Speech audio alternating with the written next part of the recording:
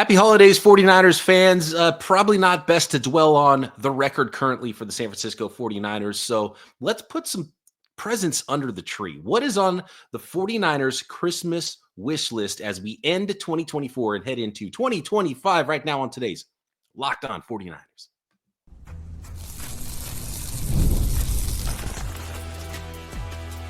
You are Locked On 49ers, your daily San Francisco 49ers podcast. Part of the Locked On Podcast Network, your team every day. Welcome to Locked On 49ers. Brian Peacock and Eric Crocker at BD Peacock at Crocky209. Thanks, everybody, for making us your first listen on the Locked On Podcast Network, your team every day. Love our everydayers. Happy holidays to everybody out there. Welcome to all the new listeners as well. Hope you all get everything you want under your tree as we talk about what should be under the 49ers tree this Christmas. And no matter what holiday you celebrate, happy holidays to everybody out there. Make sure you subscribe, though, on YouTube and everywhere you get your podcast to follow along with us the rest of the year and into what will be a very interesting offseason for the San Francisco 49ers. YouTube or anywhere you listen to your podcast, hit that subscribe button, and we appreciate that very much. Today's episode of Locked On 49ers brought to you by Prize Picks. Go to prizepicks.com/LockedOnNFL and use code all lowercase LockedOnNFL to win $50 instantly when you play $5. So, Croc, today's episode, we're going to talk a little bit about Brock Purdy, and we are not going to exhaust, which is already exhausting and will continue to be exhausting into the offseason, how much Brock Purdy should be paid, what Brock Purdy should be paid, what is he worth, this, that. I think it's pretty clear the San Francisco 49ers love Brock Purdy. Kyle Shanahan's not getting traded to the Chicago Bears, right? So I think we need to start there and start asking the question how to build around Brock Purdy right now, right, Croc? Because I think it's pretty clear the path has been set forward for this organization, for better or worse. Like, that's what it's going to be. So how do we help Kyle Shanahan and Brock Purdy moving forward? Well, I think a big part of it is you like your guys to stay healthy, right? The guys that you're going into the season with, you have a plan, with the philosophy to, hey, man, we could do this, this is going to be so amazing. And to start this year, you were missing a huge part of that with Christian McCaffrey. And then a few weeks, into the season, you lose your highest paid player on the offensive side of the ball, with Brandon Ayuk. So I think for the 49ers, it's one, staying healthy, but two, some things like for the bigger picture, because a lot of guys I mentioned, outside of Brandon Ayuk, but, we could talk about Christian McCaffrey, those injuries for running backs at that position, when you start to get to a certain age, they can kind of start to pile up a little bit. Is this when Christian McCaffrey starts to deal with those things? And if so, how do you work around that? Trent Williams, he's kind of been a guy who you and I have said he's going to miss 2 games this season, right? Like, you just know that because he just does every year. But now he's getting older, and the injuries, maybe his body is starting to kind of wear down just a little bit. And, obviously he's dealing with other things outside of just injuries, but how do you start to plan moving forward? And I think for the 49ers, you really go into this offseason saying, there's a couple of spots that we can get better to improve around Brock Purdy. I think it starts with, one, can you figure out an opportunity or a way to solidify a tackle position, like a long-term guy? And two, how do you get better in the interior? And I thought they kind of did when you look at Dominique Puni, and then you go Aaron Banks, the center position hasn't been great. How do you get better there? Well, I think like just those things alone, just trying to figure that out. The running back position, I don't know if it's a Kyle Shanahan thing, but they just kind of snake bitten by running backs in this system just getting hurt. Like, we just know it's going to happen. And I think when you get down to a guy like Turner or Taylor, it's just all right, like, we just ran out of bullets in this gun. But I think for the most part, they'll be fine. They'll be able to figure out or find guys like Jordan Mason that can contribute at the running back position, at least enough to help you be solid on the ground game if it's not CMC. But that interior of the offensive line and long-term solution at the tackle position, those should be the 2 major keys to really being able to build around Brock Purdy so he can go out there and do what he does well. Brock Purdy, I think it's the stat is, and I don't have it in front of me, top 6 in the NFL as a passer when he's got a clean pocket. And obviously every quarterback in the NFL is better with a clean pocket. So if you're building around Brock Purdy, I think you have to be better up front. If you want to run the ball better, I think it's more about the offensive line than it is the running back. And especially, Croc, I point to situations where the 49ers have to run and everybody knows they need to run. And those are the times they have the toughest time running. And you look at the end of the year, and if we look at the 49ers and yards per carry, they're fine. It's Kyle Shanahan offense. They're able to run the ball. But when the 49ers are trying to close the door on a game late, when they are trying to get that 4 yards, that 3 yards they really need, when everyone knows they need to run the ball, they're not getting knocked back in the run game. We're seeing those late game, just a lack of late game heroics because the 49ers can't drive down the field and run the ball effectively when they really need to. Brock Purdy can't get off a throw, even if it's a difficult throw, even if it's a layered throw where we can argue if, man, was that throw even going to be there? Even if he didn't get hit, well, we'll never know because he got hit right in the face by a defensive lineman as he's trying to get rid of the ball. And so those things have to be better. And the 49ers, I think, probably do have to start to rethink their strategy of paying skill guys over the offensive line because we're starting to see a lack of offensive line talent on the San Francisco 49ers. They weren't the worst offensive line in the league, but not only do you have to be better with the guys you have, you do have to prepare. And look, this is almost a repeat of some things we talked about last offseason, right? That's why everybody had offensive tackles going to the 49ers in the first and second round of their mock drafts. I don't think the right players fell to those spots for the 49ers, clearly, for them to make those selections. I think they might have taken the right guy if he was there, but they didn't. They got Pooney in the third, who looks like a long-term stalwart for them on the offensive line. Will they keep him at right guard? Do they move him to left guard if Aaron Banks moves on? Do they maybe try Pooney at offensive tackle potentially? He played that in college, even though, everyone kind of projected him to guard in the NFL. They have to get better up front, and they have to make, if they're going to build around Brock Purdy, they have to make his life easier. And I think they have to put some assets into the offensive line this year. And I've talked about the vacuum that was created talent-wise, Croc, especially with those first-round picks. When they made the Christian McCaffrey trade, and that was a second, third, fourth, fifth-round pick. Those are a lot of players. You're going to get some starters potentially out of there. But those 3 first-round picks that were spent on Trey Lance on that trade, plus a third-rounder, those first round picks, that's where you get your offensive linemen, your defensive linemen, your offensive tackles. And so they haven't had any swings at those players in the draft. The highest swing they've had at a lineman was pick 62, was it, when they drafted Drake Jackson a few years ago? That was like the only opportunity they had to take a swing at a starting offensive tackle or defensive lineman since 2020, since Kinlaw. It really got to. You and I didn't think that there was a guy that you just had to have at pick 31 in this past draft. So Right. There's some people that may say, oh no, you had an opportunity in this last draft. And we were looking at like, I don't love any of these guys for the 49ers. It's not something that you want to force. Like, you want to get the right guy. That's why I think the 49ers need to just keep losing right now, because the more games you lose right now, if the draft for today, the 49ers they would be picking 11th right now. Mm-hmm. Keep losing. Because now you start to get in that top 10, you're going to have your crack at probably, 3 or 4 guys that are legit plug-and-play starters, as opposed to a guy that's just settling for at the end of the first round. So I just kind of wanted to clarify that, because there's probably people that think, oh, no, like 49ers had a first-round draft pick this year. It's like those guys weren't guys that you're going to take at pick 31. Right. Yeah. And like that's not to say they can't be good. Like, that's not to say they won't be good. I think that's the conversation. And Kyle brought that up about Patrick Mahomes, and even myself, like, listen, somebody was like, oh, people need to be real about the Patrick Mahomes thing, and how, like, if they thought he was going to be this great guy coming out of college, they need to show proof that they thought that when Mahomes was coming out.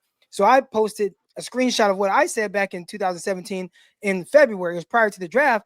And it said, with the way that offenses are right now, you have to go more off of upside with quarterbacks.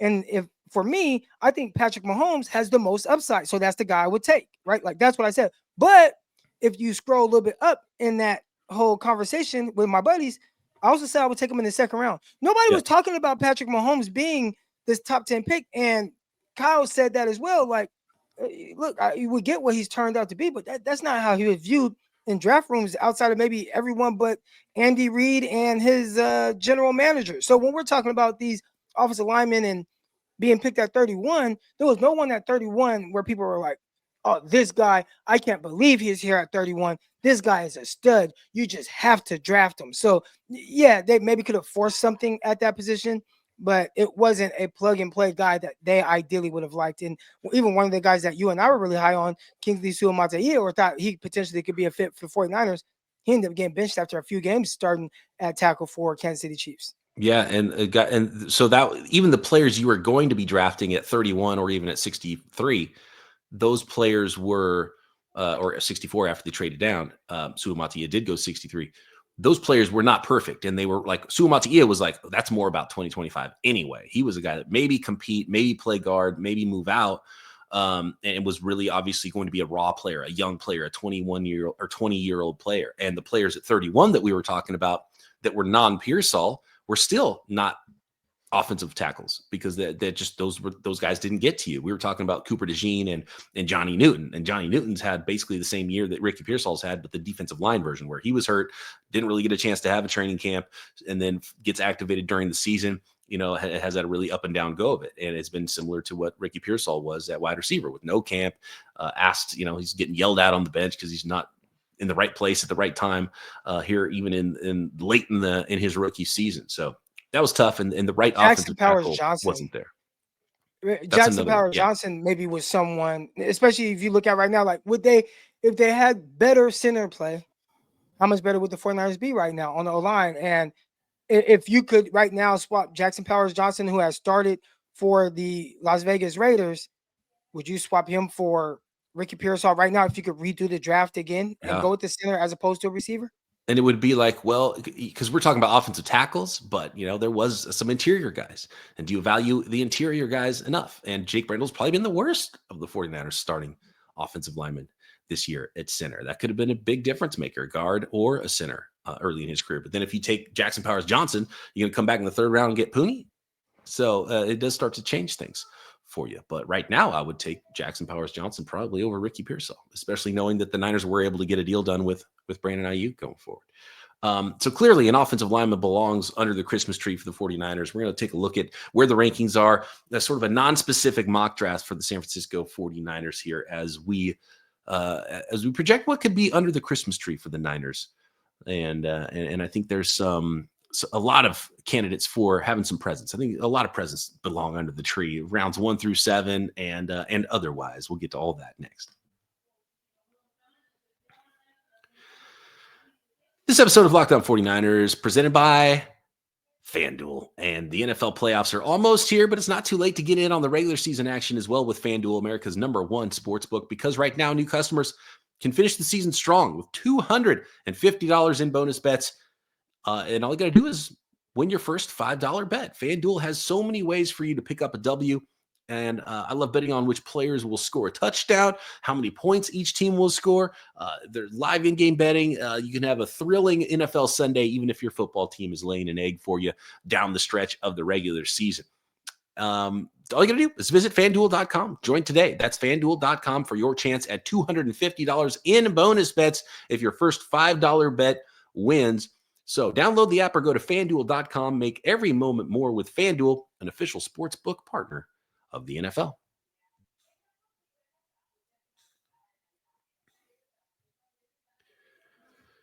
Okay, so offensive tackle, offensive line belong under the tree, maybe multiple offensive linemen, Croc.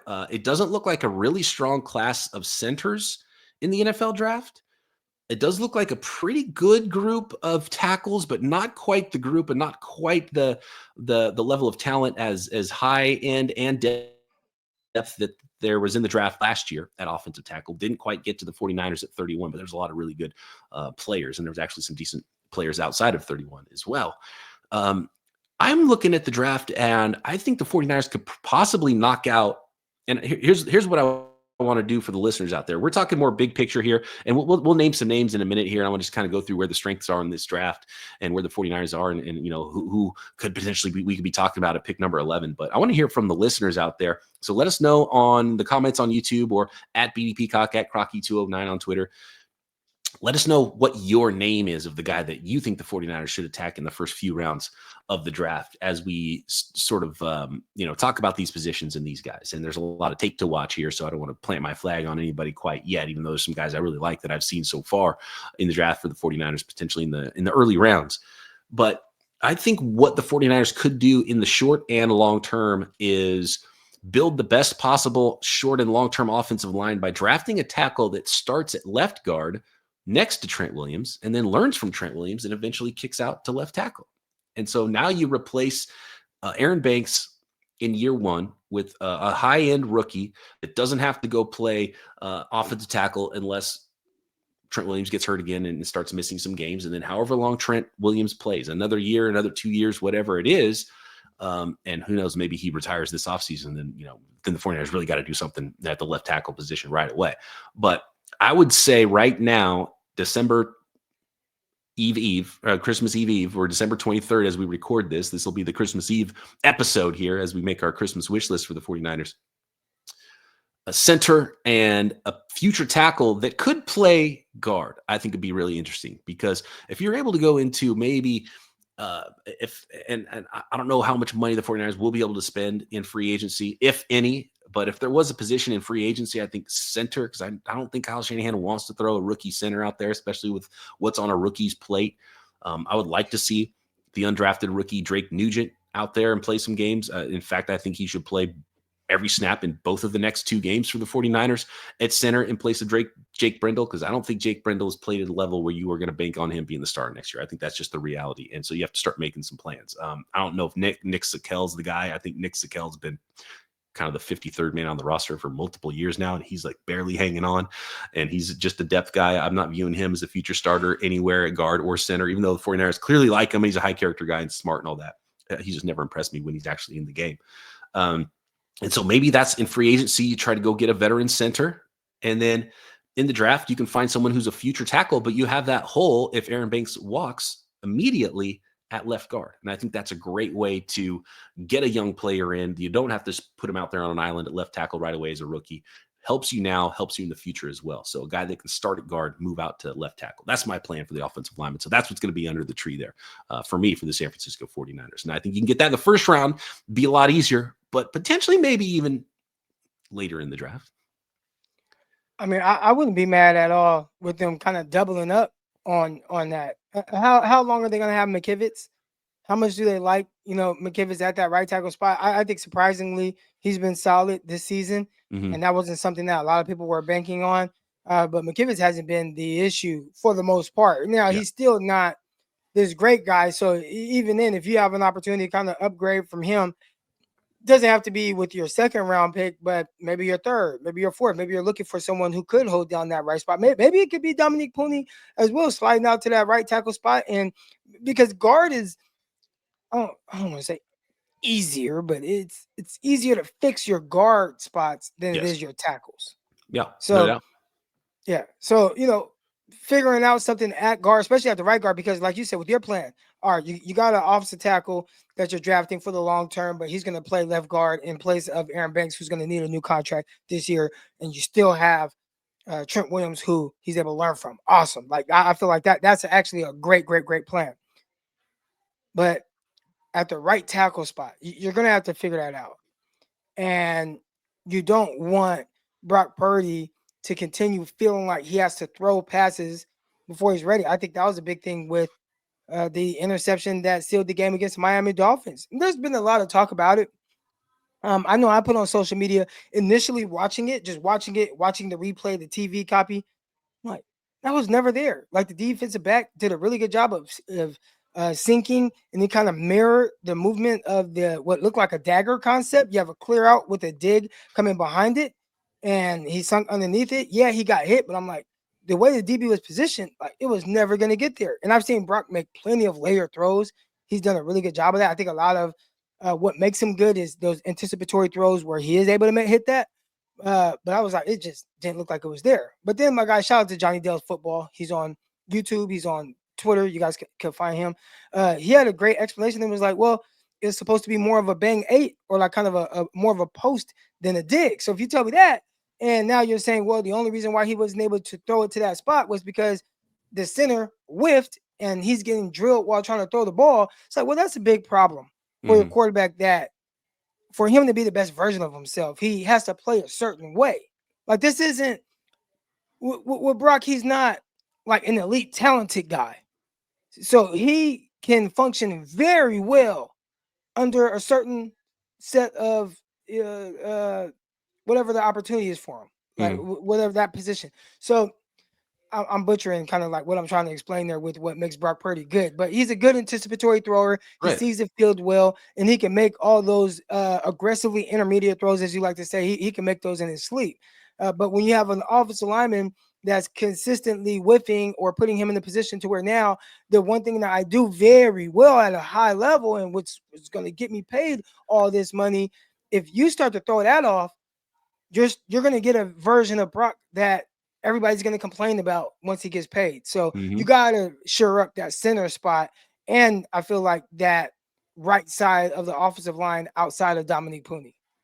I agree with you 100%. So we've got potentially a free agent center under the tree for the 49ers. We've got someone who is a legit prospect at offensive tackle, even if they aren't a prospect that can start day one at, say, left tackle in the NFL. We have a plan here where they can start somewhere else at guard and maybe jump in there. Maybe you compete at right tackle and then you end up being a right tackle, then a left tackle in the future, something like that. But an actual tackle and multiple offensive linemen. So we got a third offensive lineman potentially in the offseason, another draft pick outside of round one, maybe even outside of round 2 or 3, who knows. But so we potentially 3 offensive line gifts in different packages underneath the tree for the San Francisco 49ers. I want to go to the other line because when we start looking at the first round, I'm going to start naming some names, Croc.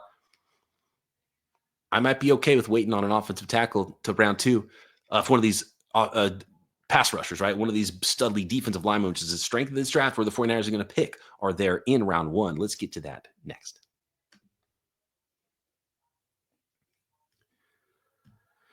This episode of Locked On 49ers sponsored by Prize Picks. If you love watching the game, you're going to love Prize Picks and playing along with the game. The easiest and most exciting way to play daily fantasy sports. Whether it's football, basketball, any of your favorite sports, Prize Picks makes your holidays bigger and brighter because you can now win up to 1,000 times your money on Prize Picks. Plus, this holiday season, they're giving away $30+ million in rewards during Picksmas and offering 2 free picks in December. So you better hurry because December is almost over. And when your picks hit, Prize Picks makes it easy to cash out. You get your money in as fast as 15 minutes. So download the Prize Picks app today and use code LOCKEDONNFL to get $50 instantly after you play your first $5 lineup. And remember, all you got to do is hit 2 or more on those more or less than stat projections. For example, you're looking at Jared Goff going more than 230 passing yards, or you like Saquon Barkley, which you probably should every week, for more than 1 touchdown. You got to hit 2 or more and you're in the money, up to 1,000 times your money. And that's right, $50 instantly when you play just $5. At Prize Picks, run your game. This episode also brought to you by Rocket Money. Did Rocket Money help you find any subscriptions you forgot about that you were paying for twice? Because that has happened to a lot of us, and it happens so often, you'd be surprised. And if you haven't tried it, check out Rocket Money because they make it so easy to track down all of those subscriptions, see what you're paying, even if you're not paying double. You might find out you're paying for a lot more than you really should be. And it's like a personal assistant for your finances. Rocket Money is a personal finance app that helps you find and cancel your unwanted subscriptions, monitors your spending, and helps you lower your bills so you can grow your savings. It brings everything together in one place, whether it's subscriptions, your spending habits, or even the goals you want to hit this year. Rocket Money has over 5 million users and has saved a total of $500 million in canceled subscriptions alone, saving members up to $740 a year when using all of the app's premium features. So cancel your unwanted subscriptions and reach your financial goals faster with Rocket Money. Go to rocketmoney.com/lockedon today. That's rocketmoney.com/lockedon, rocketmoney.com/lockedon.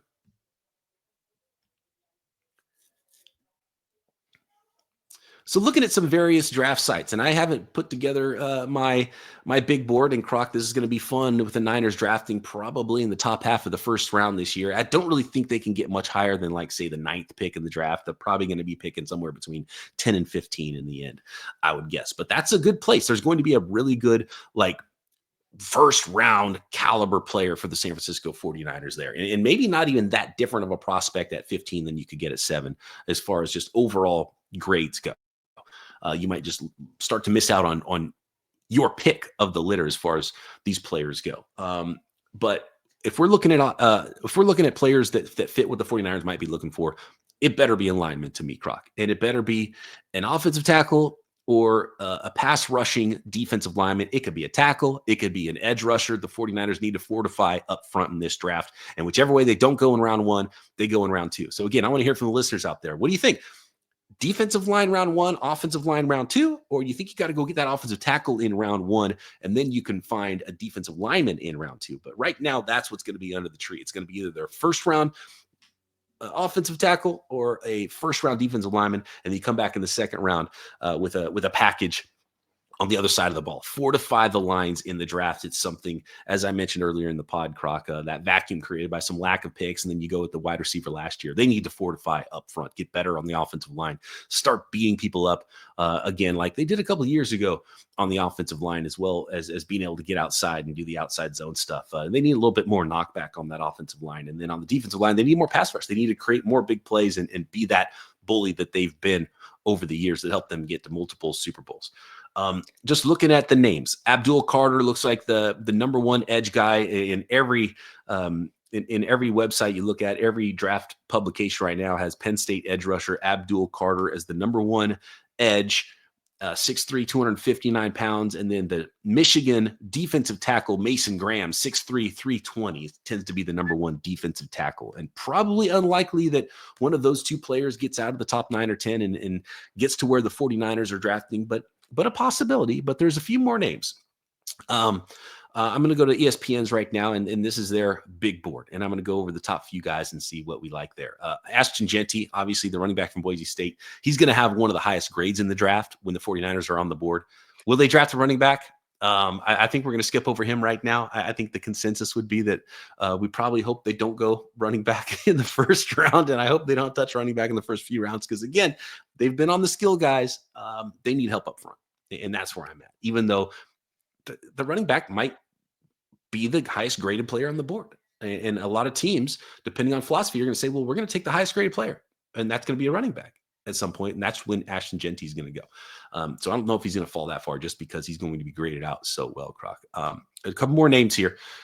We've got Will Johnson. Name anybody that I'm kind of like eyeing a little bit for the 49ers. Okay, you got some eyes on some guys. Okay, so operating on the Abdul Carter and Mason Graham, not their scenario. Will Johnson, corner out of Michigan. I think he's been banged up, right? So he's a player that even though he's going to be graded highly, he could sneak down to where the 49ers are.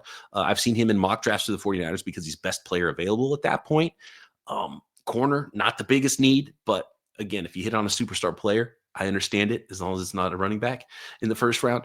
You got Michael Williams out of Georgia, who's Georgia just has these freak dudes, kind of like I'm already blanking on the guy that went to the Jaguars a couple of years ago that ended up flying up draft boards. Walker. And ended up going, Walker ended up going. Trayvon Walker ended up going number 1 overall to Trent Baalke's Jaguars there. So Michael Williams is kind of that guy. The statistics don't match what his body type is, and we'll see what he looks like at the combine. Travis Hunter, whether you like him at wide receiver or corner, I think he'll be gone before the 49ers draft.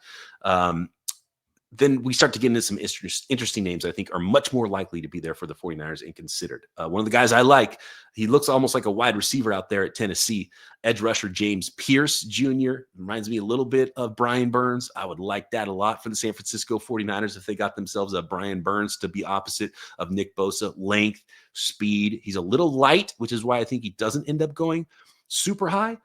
Talented player, and he's got some statistics and it actually gets after the quarterback and had double-digit sacks last year. I think he's close to double-digit sacks this year as well. You got Nick Skirton, who's like sort of a big defensive lineman, or Scourton, I don't know how you pronounce his last name, like 280-pound defensive end out of Texas A&M. Skipping the quarterbacks, Shedeur Sanders and potentially Cam Ward that might go in the top 10 area. We could go down a road where the offseason gets really weird for the 49ers if they pull a 2021 on us again, as they did when they were drafting 12th that year. Then you got Kelvin Banks Jr., offensive tackle from Texas, is a favorite. Looks like he could be that perfect fit. Start at guard, move out to tackle. You got Will Campbell out of LSU on offensive tackle. You got Tet McMillan and Luther Burden, the two wide receivers that are looking like the top receivers in this draft class, that if the Niners didn't draft a receiver and ended up getting a lineman last year, maybe you can start talking about one of them, but I just don't think that that's in the cards for the San Francisco 49ers. You got Arante Ursary. He's a big, powerful offensive tackle from Minnesota who would be an option for the San Francisco 49ers. Emory Jones Jr. from LSU, another offensive tackle. You got Derek Harmon, the DT from Oregon. There is the defensive lineman from I'm missing a defensive lineman from, is it not Alabama, although there's a beast from Alabama as well. We got Josh Simmons, Ohio State offensive tackle as well. We're already deep past 11 guys here, Croc, and these are all, I think, legitimate prospects, which is why it's not a big deal if the Niners are drafting 14 instead of 10. They just might have less of a chance of who they decide to take, but one of these players is going to be there for them. You got the big defensive tackle Kenneth Grant. I don't think he fits the Niners style. And then Shamar Stewart was the one I was thinking of, Texas A&M, another big, powerful defensive end. And there's probably some other names that a lot of people like in that area, but I think I've hit on a lot of players that the 49ers are likely going to be looking at in the top half of the first round of the NFL draft this year. Who stands out? You mentioned one of the guys that I can see for the 49ers, and is actually the guy that you said probably isn't a fit. And I think for that reason, that's why the 49ers need to take him. And I'm talking about Kenneth Grant, all right, defensive lineman out of Michigan, 6'3", 339 pounds. I remember when Dexter Lawrence was coming out, and I'm like, gosh, I wish the 49ers draft Dexter Lawrence. He was kind of being mocked around pick 25, 26. I was hoping he could fall to the end of the first round and potentially be there at the top of the second round for the 49ers. But the Giants ended up drafting him, 17th overall with the Odell Beckham pick. And, I mean, he's just been awesome. He's been two-time All-Pro, two-time Pro Bowler, right? But I've always been wanting for the 49ers that space eater, that guy that's just eating up doubles, immovable object. I don't care if he can only play 2 snaps in a row and has to go take a rest. Like, who cares, right? But just give me that guy that could come in and spacey. And then Dexter Lawrence, he's been the guy who, like, he's getting sacks too, which I didn't think he would be like a huge sack guy, but he's really kind of dominating and pushing guys around in the interior there in a way that the 49ers, they just haven't had that guy. So, man, 6'3", 339 pounds, like, that's the type of guy I'm looking for the 49ers to really help just be so strong in the middle there. And then there's another guy that's similar to him, Deone Walker, 6'6", 345 pounds, defensive tackle out of Kentucky. Like, these are two guys that, if I'm the 49ers, you kind of, for a team that has the mindset about being the bullies, I feel like too often they're the ones getting bullied, especially this season. You've seen kind of this drop-off. And even the way that the game against the Miami Dolphins ended with A-Chain, just trotting down the sideline for a 40-yard run. Like, let's get back to making it important to just stifle the run. Like, just make it to where teams cannot run on the 49ers. And I think it starts with just, it's not going to be Hargraves. Like, Hargraves was a penetrating defensive tackle. He's not a space eater, immovable object. Kinlaw was not that, even though I thought Kinlaw had the potential to be that, but even him, they drafted him more for pass rush. Forget pass rush when it comes to these interior guys. Just get a guy that these opposing offensive linemen can't move. And I think it's those two guys, Grant and Walker. Those are two guys that fit that bill. And again, that's if you're not going to go the offensive line direction.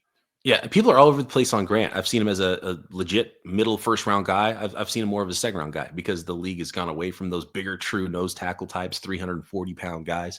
But you have to be able to give a little bit of a pass rush and have some push, not only some push, but maybe some ability to get in the backfield on your own too. But yeah, I've seen him against a double team, and he's not a guy that you're going to move around. Real quick, Croc. So we talk about the draft. I think there might be a mid-round quarterback under the tree as well. We're talking 4th, 5th round type of a guy, maybe one of those Shanahan specials where he says, I kind of like this guy, reminds me a little bit of Kirk Cousins, right? I expect to hear that potentially in the draft. If you can't bring back Greenlaw, you got to be looking at a linebacker probably in the first at least 3-4 rounds of the draft as well. And Croc, last question. Is there a new coordinator under the tree? Defensive coordinator, special teams coordinator? Do you think you open up a pack and you're like, oh, hey, we got a new coordinator? I think the 49er fans will probably be a lot more comfortable with a new coordinating present underneath the tree. But I would say, these things, I think the 49ers have been, I don't want to use the word spoiled, but you had a good thing going from Robert Saleh to D'Amico Ryans and kind of those transitions. And even with Wilkes, where it really wasn't bad, but it just wasn't what you had seen before. So people are like, oh man. And then now you go to this where it's like, damn, he was better than this guy, right? I'd say give this guy a chance to kind of grow into being what the 49ers want and need him to be. Part of being a good coach is development as well. Like players aren't the only people that develop in the NFL. Position coaches, coordinators, they're going to go through ups and downs. And I would love to see how Nick Sorensen learns from this season. Got his butt kicked a little bit. Wasn't as good as they needed to be when they needed to be good. You think of games like the Rams game that they just lost. Think of games like the Seattle Seahawks game that they lost. Like, you need your defense to go out and get a stop. The Cardinals game early in the season, the Rams game early in the season, just these opportunities where, yeah, Eric Crocker is going to point the finger at the quarterback because I feel like he has the biggest impact on it. But your defense had a chance. And in a lot of those games, they weren't bad all game. They were actually probably good most of those games. But then they ended up being bad when they needed to be good. And I think those are lessons that Nick Sorensen is learning this season.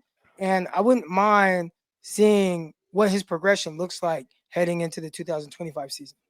Yep. And I mentioned that day 3 quarterback, because if you're going to have an expensive starting quarterback, you need to be cheap at quarterback. So develop a long-term backup. And who knows, maybe someone that surprises you like Brock Purdy did.